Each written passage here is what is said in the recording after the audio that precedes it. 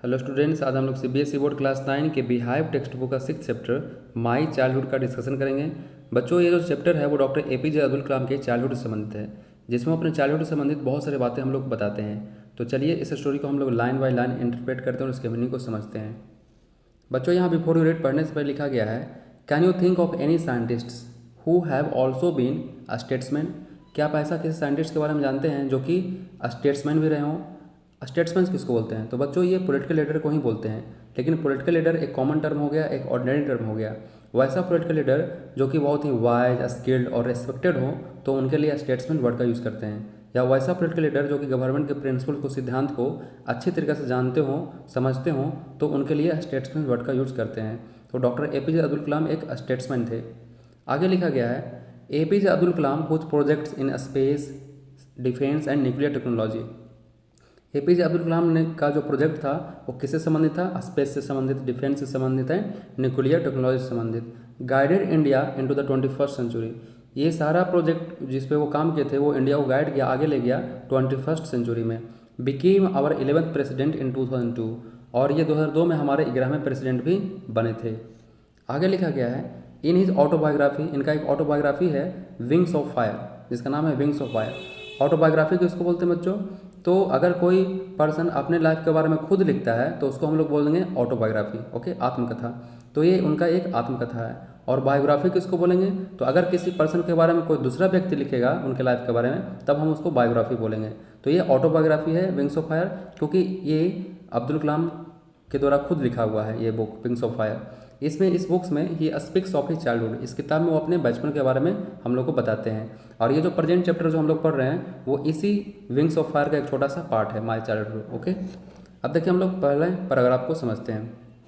वो लिखते हैं, I was born into a middle class Tamil family. मेरा जो जन्म हुआ था वो मिडिल क्लास मध्यम वर्गीय तमिल परिवार में हुआ था।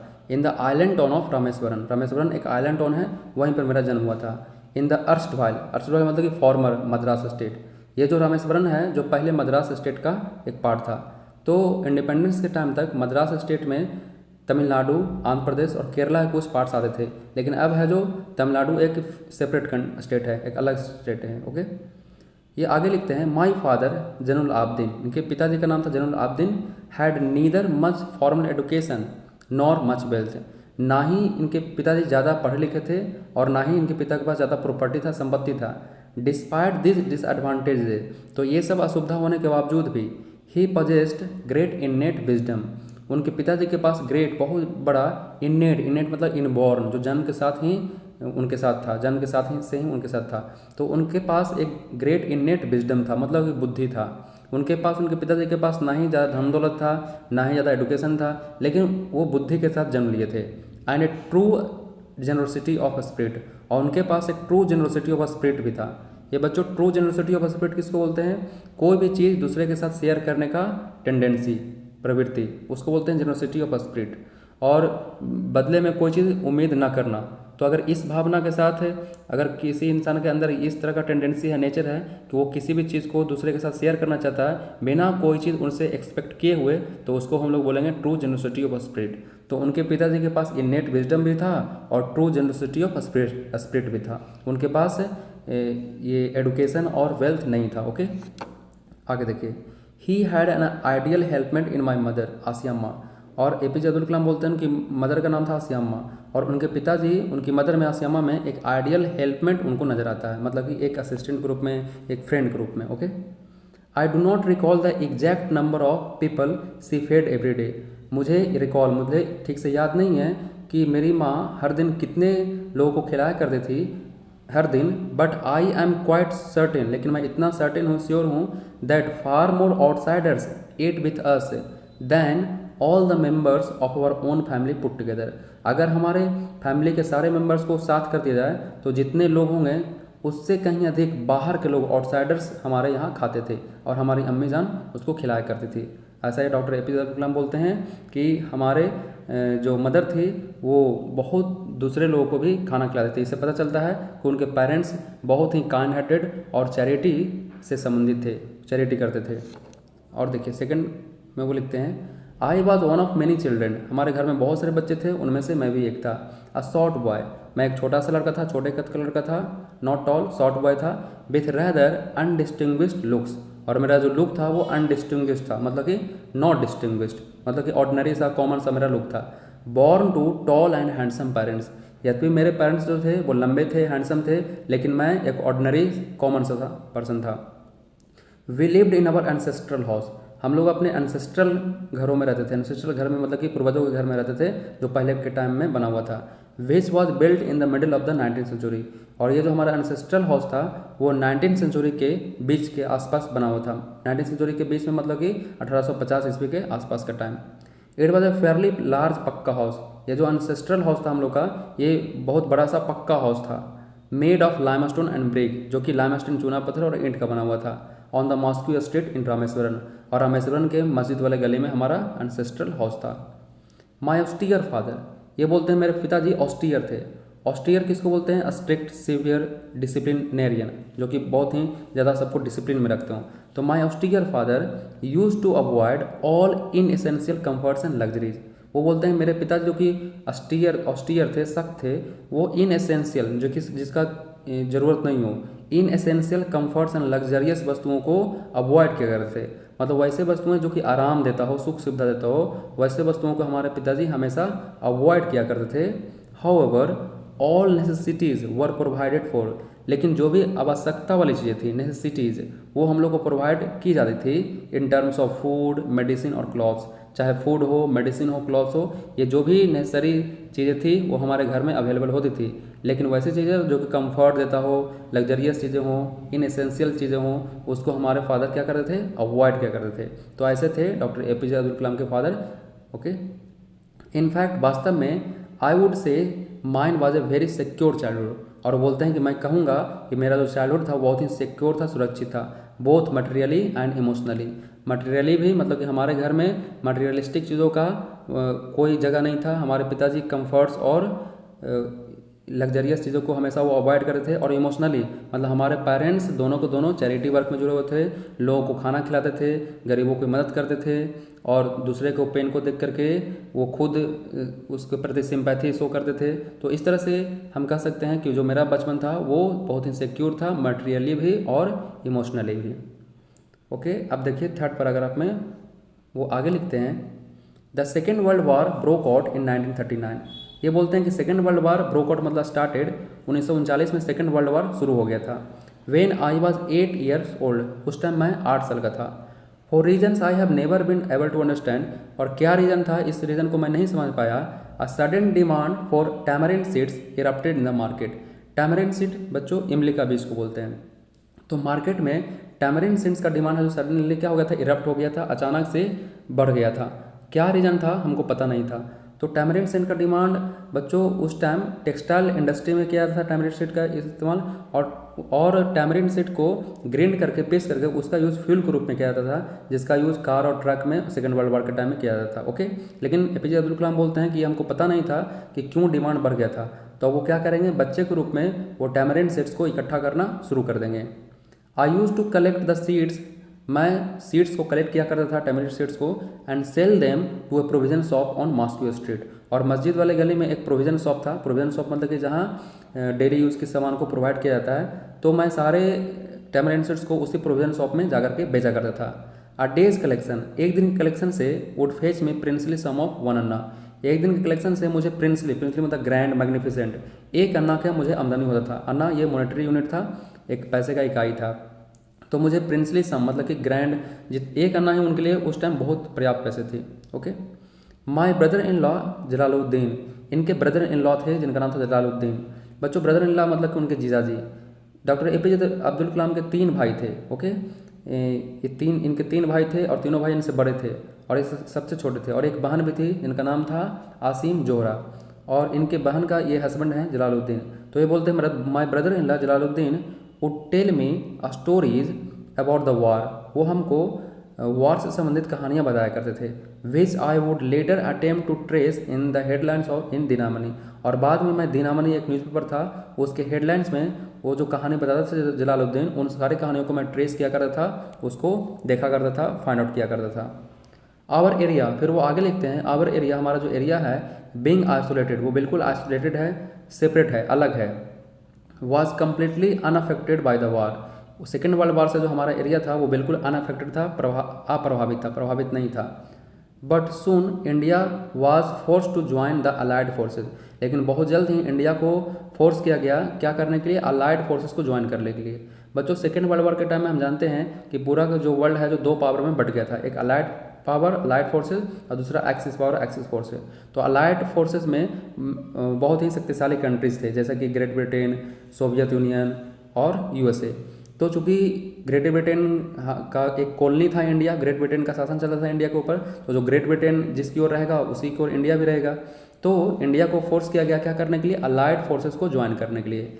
And something like a state of emergency was declare. और जब इंडिया वॉर में ज्वाइन किया तो एक इमरजेंसी जैसी हालात हो गई। इमरजेंसी जैसी हालात में लोगों को बहुत ज़्यादा फ्रीडम को कर्टेल कर लिया जाता है, कटौती कर लिया जाता है, और जो भी फ्रीडम थे सब छीन जाता है। ओके, तो इमरजेंसी की हालात हो गई थी उस टाइम।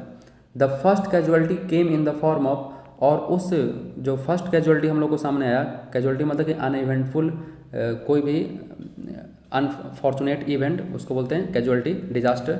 तो फर्स्ट कैजुअलिटी जो हम लोग को सामने आया in the form of suspension of the train halt at Rameswaram station. तो रामेश्वरम स्टेशन पे ट्रेन रुकती थी, वो ट्रेन रुकना अब बंद हो गई। The newspapers now had to be bundled and thrown out from the moving train. अब जो न्यूज़पेपर जो थी उसको बंडल बना करके और चलती हुई मूविंग ट्रेन से उसको फेंका जाना पड़ता था। ऑन द कहाँ पे, Rameswaram road between Rameswaram and Dhanushkodi. Rameswaram और धनुषकोडी के बीच में पेपर को बंडल बना करके फेंका जाना पड़ता था। Okay, that forced my cousin Shamsuddin, उनके कजन थे शमसुद्दीन, ये पेपर बांटा करते थे। Who distributed newspapers in Rameswaram, ये रामेश्वरम में न्यूज़पेपर बांटा करते थे। To look for a helping hand, इनको एक हेल्पिंग हैंड की जरूरत थी, मतलब असिस्टेंट, एक मदद करने वाले की जरूरत थी। टू कैच द बंडल्स, ताकि बंडल्स जो फेंका गया था बंडल्स ट्रेन से, उसको कैच कर सके, पकड़ सके, इकट्ठा कर सके। And as if naturally I filled the slot, और जो कि मैं खाली था तो मैंने उनको इस स्लॉट को, उस जगह को फिल कर दिया। मतलब कि डॉक्टर एपीजे अब्दुल कलाम वो अपने कजन शमसुद्दीन को हेल्प करने लगते हैं in what, in distributing newspapers. Okay, Shamsuddin help me earn my first wages, इस तरह से मेरा कजन शमसुद्दीन जो था वो मदद किया मेरे फर्स्ट वेजेस को अर्न करने में। फर्स्ट वेजेस मतलब कि फर्स्ट सैलरी, फर्स्ट अर्निंग को अर्न करने में मैं न्यूज़पेपर बेच करके पहला अर्निंग हासिल किया था। हाफ ए सेंचुरी लेटर, लगभग 50 साल के बाद, half a century later, I can still feel the surge of pride in earning my own money for the first time. आज भी मैं याद करता हूँ तो मैं pride, feel the surge of pride, surge मतलब कि राइज ऑफ प्राइड महसूस करता हूँ, गौरवान्वित महसूस करता हूँ कि कैसे मैंने पहली बार आज से 50 साल पहले मैं खुद अर्निंग कर पाया था न्यूज़पेपर बांट करके। और जब मैं याद करता हूँ तो बहुत ही गौरवान्वित फील करता हूँ। अब पैराग्राफ 4 में वो लिखते हैं, every child is born with some inherited characteristics. प्रत्येक बच्चा जन्म लेता है कुछ ना कुछ इनहेरिटेड कैरेक्टरिस्टिक्स के साथ, जन्म के साथ वो कुछ गुणों के साथ बच्चा जन्म लेता है। Into a specific socio economic and emotional environment, प्रत्येक बच्चा है जो किसी खास स्पेसिफिक सोशियो इकोनॉमिक इन्वायरमेंट में जन्म लेता है। सोशियो इकोनॉमिक मतलब कि उस सोसाइटी का स्टेटस कैसा है, वहाँ का इनकम कैसा है, वहाँ का एजुकेशन सिस्टम कैसा है, इकोनॉमिक कंडीशन कैसा है, तो खास सोशियो इकोनॉमिक कंडीशन में जन्म लेता है। और इमोशनल इन्वायरमेंट, इमोशनल इन्वायरमेंट कहने का मतलब है कि वहाँ के लोग हैप्पी हैं कि नहीं, पॉजिटिव फील करते हैं कि नहीं। तो प्रत्येक बच्चा एक स्पेसिफिक सोशियो इकोनॉमिक और इमोशनल इन्वायरमेंट में जन्म लेता है, और जिस सोसाइटी में जन्म लेता है उसी के अनुसार वो आगे भी बढ़ता है। And trained in certain ways by figures of authority, और उसको सर्टेन वेज में ट्रेनिंग दी जाती है बच्चों को, किसके द्वारा, by figures of authority. By figures of authority मतलब कि एल्डरली पर्सन के द्वारा, उसके पेरेंट्स के द्वारा उसको ट्रेनिंग भी दी जाती है। ये फिर आगे लिखते हैं, आई inherited honesty and self discipline from my father, मैंने अपने फादर से क्या प्राप्त किया, ऑनेस्टी और सेल्फ डिसिप्लिन मैंने अपने फादर से प्राप्त किया। फ्रॉम माई मदर, और अपने मैंने माँ से क्या प्राप्त किया, आई inherited faith in goodness and deep kindness, मैंने गुडनेस में फेथ, विश्वास, और डीप काइंडनेस मैंने अपने मदर से प्राप्त किया। And so did my 3 brothers and sister, और उसी तरीके से मेरे 3 भाई और बहन भी वही चीज़ सीखे जो कि मैंने अपने पेरेंट्स से सीखा। फिर वो आगे लिखते हैं, I had 3 close friends in my childhood, मेरे बचपन में 3 क्लोज फ्रेंड्स थे, जिनका नाम था रामानंद शास्त्री, अरविंदन एंड शिव प्रकाशन। ये 3 उनके दोस्त थे, बहुत ही क्लोज फ्रेंड्स थे बचपन में। All this boys were from Orthodox Hindu ब्राह्मण फैमिलीज, ये तीनों के तीनों जो बच्चे थे, लड़के थे, वो कहाँ से आते थे, ऑर्थोडॉक्स हिंदू ब्राह्मण फैमिली से आते थे। ऑर्थोडॉक्स मतलब कि कन्वेंशनल, जो कि पुराने एस्टैब्लिश्ड रूल्स और प्रिंसिपल्स को फॉलो करते हैं, सिद्धांतों को फॉलो करते हैं। तो ये तीनों के तीनों जो लड़के थे ना, वो ऑर्थोडॉक्स हिंदू ब्राह्मण फैमिली से बिलोंग करते थे। एज चिल्ड्रेन, लेकिन बच्चों के रूप में, none of us ever felt any difference amongst our self, हम लोग के बीच में कोई भेदभाव नहीं था हम लोग बच्चों के रूप में। Okay, because of our religious differences and upbringing, हम लोग के पास रिलीजियस डिफरेंसेस थे, हम मुस्लिम थे, वो लोग हिंदू थे, और अपब्रिंगिंग, हम लोग का अपब्रिंगिंग लालन पालन भी अलग ढंग से हुआ था, लेकिन इसके बावजूद भी हम लोगों में कोई भेदभाव नहीं था। ओके, इनफैक्ट वास्तव में Ramananda Shastri was the son of Pakshi Lakshmana Shastri, जो मेरा दोस्त रामानंदा शास्त्री जो थे पहले दोस्त, वो किनके बेटे थे? पाकसी लक्ष्मणा शास्त्री के। और ये पाकसी लक्ष्मणा शास्त्री कौन थे? The high priest of the Rameswaram temple, Rameswaram temple में ये सबसे हाई प्रीस्ट थे, सबसे मेन प्रीस्ट थे, पुजारी थे। ओके, फिर आगे लिखते हैं, लेटर ही took over the priesthood of the Rameswaram temple from his father, बाद में ये जो है जो अपने पिताजी का स्थान रामेश्वरम टेम्पल में अपने पिताजी का स्थान और प्रीस्टहुड का पोजीशन वो ग्रहण कर लिए, ले लिए। Aravindan went into the business of arranging transport, और जो सेकंड उनका दोस्त बोलते हैं अरविंदन, ये क्या किया? Aravindan went into the business of arranging transport, यह ट्रांसपोर्ट को अरेंज करने का बिजनेस करने लगा। किसके लिए? फॉर विजिटिंग पिलग्रिम्स को विजिट कराने के लिए, तीर्थयात्रियों को घुमाने के लिए यह ट्रांसपोर्ट को अरेंज करने लगा। एंड शिव प्रकाशन, और इनका थर्ड जो दोस्त था शिव प्रकाशन, became a catering contractor for the southern railway, वो सदर्न रेलवे में एक कैटरिंग कॉन्ट्रैक्टर बन गए। कैटरिंग कॉन्ट्रैक्टर मतलब कि कैटर मतलब फीडिंग, रेलवे पैसेंजर्स को, ट्रेवलर्स को फीड करने का काम करने लगे, उसका कॉन्ट्रैक्ट लेने लगे। आगे वो लिखते हैं, during the annual Shri Sitarama Kalyanam ceremony, एक सेरेमनी समारोह होता था, एनुअल मतलब कि वार्षिक, साल में एक बार, जिसका नाम था Shri Sitarama Kalyanam ceremony. Our family used to arrange boats with a special platform, तो हमारे परिवार के लोग क्या करते थे ना कि बोट्स बनाया करते थे एक स्पेशल प्लेटफॉर्म के साथ, तो उस बोट पे एक स्पेशल प्लेटफॉर्म लगा दिया जाता था। और किस लिए स्पेशल प्लेटफॉर्म लगा दिया जाता था? फॉर कैरिंग आइडल्स, ताकि मूर्तियों को ढोया जा सके। और किनके आइडल्स? मूर्तियाँ of the lord from the temple to the marriage site, lord मतलब भगवान की मूर्तियों को टेम्पल से कैरी करके कहाँ लेके जाया जा सके? मैरिज साइट तक, जहाँ उनका विवाह होगा राम और सीता का। Situated in the middle of the pond, और ये जो मैरिज साइट था वो पॉन्ड, तालाब के बीचों बीच में उपस्थित थी, बनी हुई थी, कॉल्ड रामा तीर्था, और उस मैरिज साइट का नाम क्या था? Rama Tirtha, which was near our house, और ये जो पॉन्ड था वो हमारे घर के बिल्कुल नज़दीक था। तो हमारे फैमिली के जो मेंबर थे वो बोट बनाया करते थे स्पेशल प्लेटफॉर्म के साथ, उस पर राम और सीता के मूर्तियां रख करके उस मैरिज साइट तक ले जाया जाता था। इससे पता चलता है कि ये लोग मुस्लिम होते हुए भी कोई भेदभाव नहीं करते थे।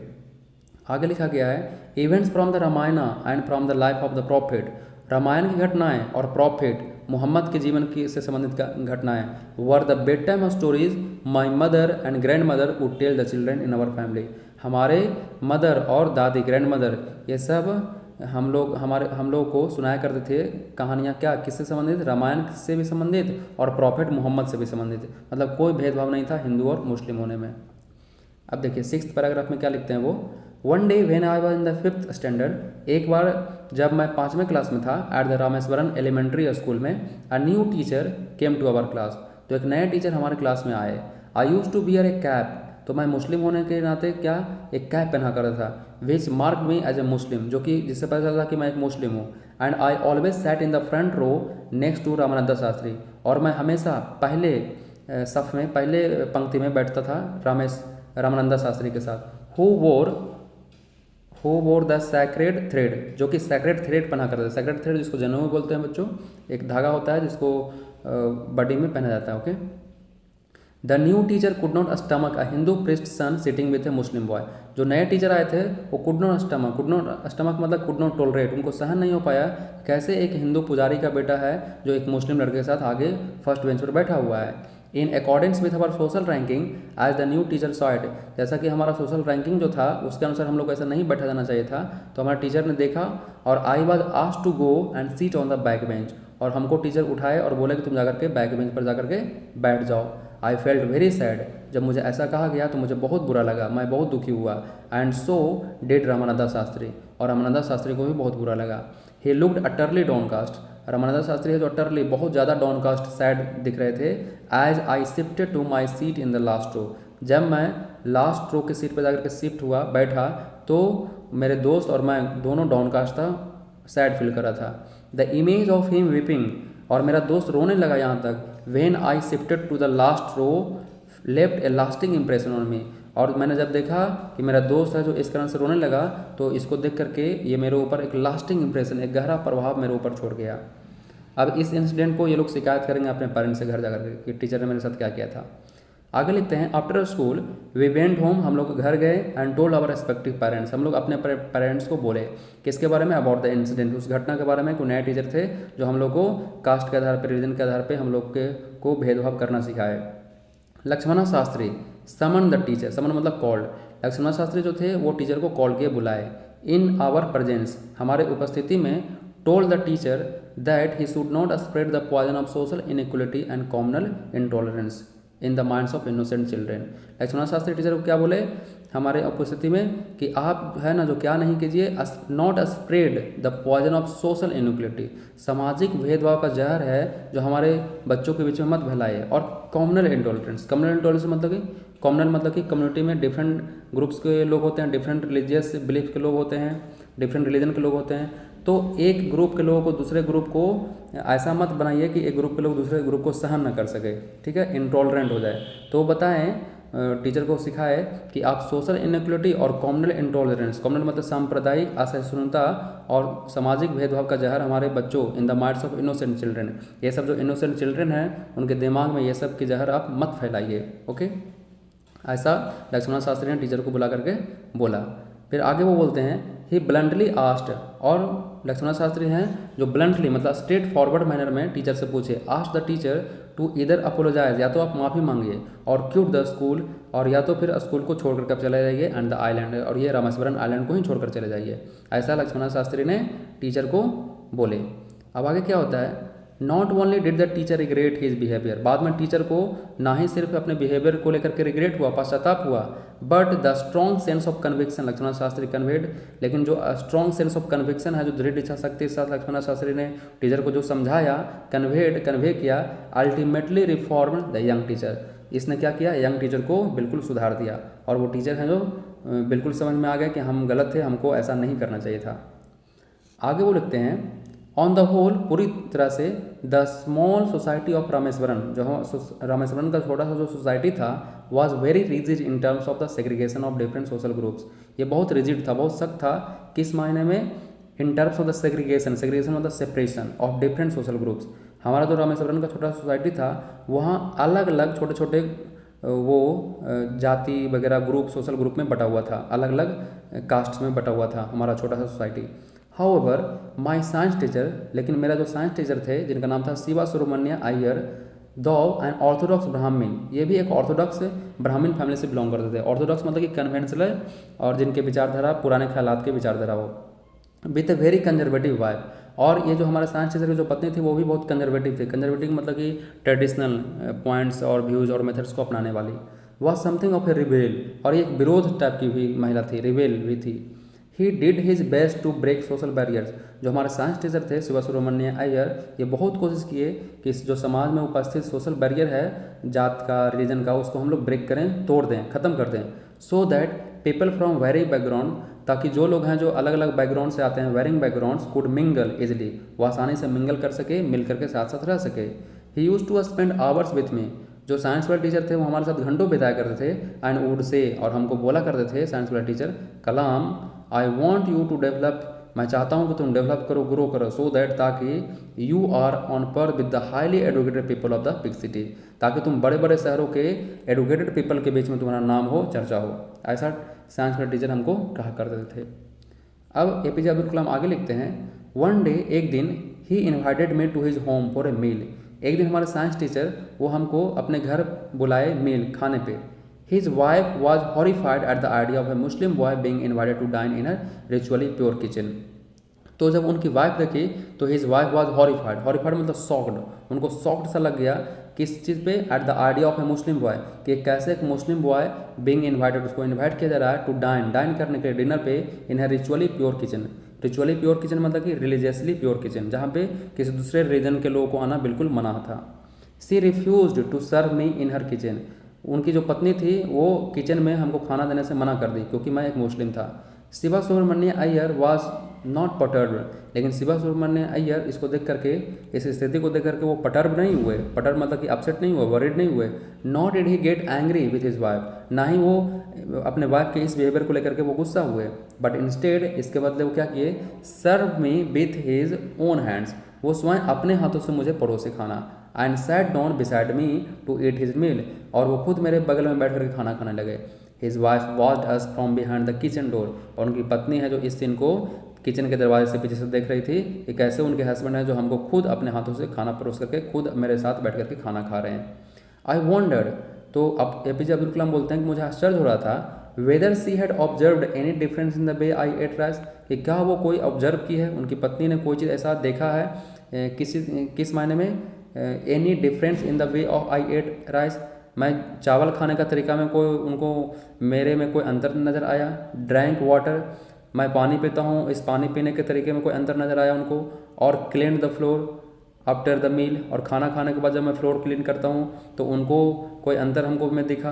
When I was living my his house, और जब मैं ये सब काम खाना खा करके उनके घर जा रहा था छोड़ करके, Shiva Subramanya Iyer invited me to join him for dinner again the next weekend, तो फिर शिवा सुब्रमण्य अय्यर हमको इन्वाइट किया कि अगले वीकेंड पे फिर आना कलाम। ओके, तो वो ये सोच रहे थे कि ना ही मेरे खाना खाने के तरीके में कोई अलग है, पानी पीने के तरीके में कोई अंतर है, और जो फ्लोर पे कुछ खाने के बाद जो गिर जाता है लेफ्ट ओवर्स, उसको मैंने क्लीन किया, उसमें कोई दिक्कत नहीं है, अंतर नहीं है, तो फिर उनकी पत्नी ऐसा हमारे साथ क्यों बिहेव कर रही है।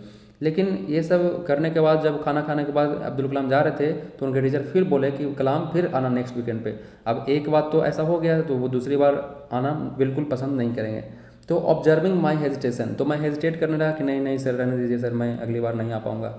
तो ऑब्जर्विंग माई हेजिटेशन ही टोल्ड मी, उन्होंने मुझसे कहा नॉट टू गेट अपसेट, उदास मत होना, नाराज मत होना कलाम। सेइंग, वो बोले कि once you decide to change the system, अगर तुम एक बार ने डिसाइड कर लिया कि तुम्हें सिस्टम, इस सोशल बैरियर को हटाना है, कास्टिज्म को हटाना है, जो रिलीजियस डिफरेंसेस है उसको हटाना है, तुमने ठान लिया, such problems have to be confronted, तो इस टाइप के प्रॉब्लम्स को कन्फ्रंट किया जाना पड़ेगा, फेस किया जाना पड़ेगा। ऐसा कौन बोले, ऐसा शिवा सुब्रमण्य अय्यर उनके साइंस के टीचर जो थे वो बोले कलाम को। When I visited his house the next week, जब मैं अगले सप्ताह उनके घर गया, Shiva Subramanya Iyer's wife took me inside her kitchen, तो वो खुद उनकी पत्नी है जो मुझको अपने किचन के अंदर ले गई, and serve me food with her own hands, और खुद अपने ही हाथों से मुझे खाना वो सर्व की पड़ोसी। तो इससे पता चलता है कि एक सप्ताह में उनकी पत्नी का नेचर है, बिहेवियर है जो बिल्कुल बदल गया था। अब देखिए आगे, फिर कलाम लिखते हैं then the second world war was over, अब सेकेंड वर्ल्ड वॉर भी लगभग समाप्त हो गया था, and India's freedom was imminent, और भारत की जो आज़ादी थी वो इमिनेंट थी, मतलब वेरी नियर थी, क्लोज थी, आने वाला था। Indians will build their own India declared Gandhi ji, उस टाइम गांधी जी ने घोषणा किए थे कि अब भारतीय हैं जो अपने भारत की निर्माण करेंगे, मतलब कि अपने अनुसार एक फ्री इंडिया में वो लोग रहेंगे। The whole country was filled with unprecedented optimism, पूरा का पूरा जो देश था वो अनप्रेसिडेंटेड, मतलब जिसका कोई अनपैरेलल्ड, जिसका कोई उम्मीद नहीं किया जा सको, अनप्रेसिडेंटेड ऑप्टिमिज्म मतलब आशा से पूरा का पूरा कंट्रीमैन भर गए थे कि उनको आज़ादी मिलने वाली थी। आई आस्क्ड माई फादर, फिर मैंने अपने पिताजी से पूछा for permission to leave Rameswaram and study at the district headquarters in Ramanathapuram, कि मुझे आज्ञा दीजिए, अब मैं रामेश्वरम को छोड़कर कहाँ जाऊँगा, डिस्ट्रिक्ट हेडक्वार्टर जिसका नाम था रामानंतपुरम, वहाँ जाकर के मैं हायर एजुकेशन को परसू करूँगा, तो मुझे परमिशन दीजिए। तब उसके फादर क्या बोलेंगे, he told me as if thinking aloud, वो हमको बोले जैसा कि मानो कुछ जो सोच रहे हों, और वो हमको सोचते हुए बोले Abul I know you have to go away to grow, मैं जानता हूँ कि तुम्हें जाना पड़ेगा ग्रो करने के लिए, डेवलप करने के लिए, आगे बढ़ने के लिए अपने लाइफ में। Does the seagull not fly across the sun, वो एग्जाम्पल देते हैं, सीगल एक सी वर्ड होता है, समुद्री पक्षी होता है जो बहुत दूर तक उड़ता है, तो वो एग्जाम्पल देते हैं कि जो सीगल पक्षी है, जो क्या सीगल पक्षी नहीं उड़ता है अक्रॉस द सन, मतलब कि बहुत लंबी दूरी भी, तो वो भी तो तय करता है, अपने नेस्ट को छोड़ करके जाता है, अपने फ्यूचर में आगे बढ़ने के लिए, फूड को गैदर करने के लिए, वो भी तो बहुत दूर तक उड़ के जाता है, अगर नहीं उड़ेगा तो वो ग्रो कैसे करेगा। तो वो एग्जाम्पल देते हैं कि does the seagull not fly across the sun alone, वो भी अकेला वो उड़ता है, एंड विदाउट ए नेस्ट, बिना नेस्ट के उड़ता है, इसलिए तुमको भी अलोन जाना पड़ेगा, और बिना नेस्ट मतलब तुम्हें भी इस घर छोड़ करके जाना पड़ेगा, ताकि तुम भी सीगल के बच्चे की तरह अपना फ्यूचर में खुद कुछ आगे बढ़ सको, तुम खुद ग्रो कर सको, डेवलप कर सको। और ही कोटेड खलील गिब्रॉन, और खलील गिब्रॉन के लाइन्स को वो कोट करते हैं, टू माई हेजिटेंट मदर। मेरी माँ उस टाइम बहुत हेजिटेंट थी मुझको लेकर के, क्योंकि मेरी माँ नहीं चाहते थे कि मैं घर छोड़ करके जाऊँ, तो वो संकोच थोड़ा कर रही थी, हेजिटेंट मदर। तो वो मेरे फादर हैं जो मेरे हेजिटेंट मदर को खलील गिब्रॉन की कुछ लाइन को वो कोट करते हैं, बताते हैं। खलील गिब्रॉन बच्चों ये लेबनीज अमेरिकन पोइट हैं, ओके। तो उनका कुछ लाइन है खलील गिब्रॉन का, जिसको वो समझाते हैं मेरे फादर, मेरी अम्मी जान को, और लाइन ये इस तरह का है, your children are not your children. ये खलील गिब्रॉन का लाइन है। वो बोलते हैं कि तुम्हारे बच्चे नहीं हैं, they are the sons and daughters of life's longing for itself. ये तुम्हारे बच्चे क्या हैं? सन्स एंड डॉटर्स हैं, बेटे बेटियां हैं, किसके? जीवन की इच्छाओं के बेटे बेटियां हैं। लाइफ्स लॉन्गिंग, जीवन की इच्छाओं की बेटे बेटियां हैं, तुम्हारे बेटे बेटियां वो नहीं हैं। दे कैम थ्रू यू, वो तुम्हारे थ्रू आए हैं, तुम एक माध्यम हो उन लोगों को जन्म देने का, बट नॉट फ्रॉम यू, वो तुमसे नहीं है। जो उनका मन करेगा, जो उनका थॉट्स होगा, जो उनकी इच्छा होगी, उसी के अनुसार वो आगे बढ़ेंगे, ओके। तो ये एग्जाम्पल से बताते हैं कि तुम सिर्फ एक माध्यम हो उन लोगों को जन्म देने का, इस अर्थ पे लाने का, पृथ्वी पे लाने का, वो तुमसे नहीं है, not from you. You may give them your love, तुम अपने बच्चों को अपना लव अफेक्शन दे सकती हो, बट नॉट योर थॉट्स, लेकिन तुम अपना विचार नहीं दे सकती हो। For they have their own thoughts, क्योंकि बच्चों को अपना विचार होता है, वो अपने विचार को लेकर के आगे बढ़ते हैं, ठीक है। तुम उसे कितना भी कुछ कर लो, जो उसका थॉट्स होगा उसी को वो आगे लेकर के बढ़ेंगे। तो बच्चों ये था ब्यूटीफुल एक छोटा सा पार्ट विंग्स ऑफ फायर का लिया हुआ माई चाइल्डहुड। होप आप लोग को समझ में आया होगा। हम लोग नेक्स्ट चैप्टर में इसका क्वेश्चन आंसर लेकर के आएंगे। Okay, thank you, all the best.